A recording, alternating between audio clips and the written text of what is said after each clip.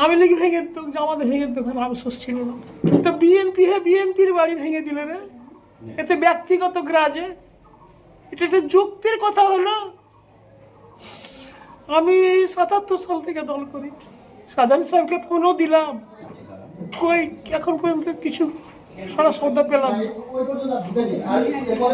এখন ওরা মুহূর্তে কিছু বলার ইয়ে দেয় বাবা। আসল কথা আমি পারছি না নিজকে সামলে, কেনে যে ঘটলো কথা হলো,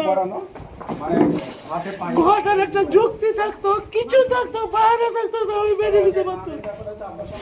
আমাকে কিছুই ভালো লাগে না।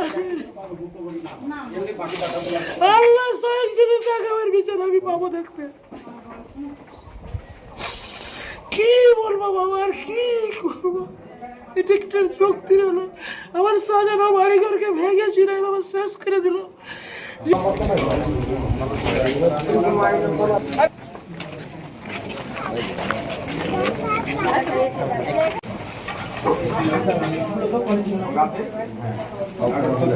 জিবেলটা উঠান যে জিবেল নাই।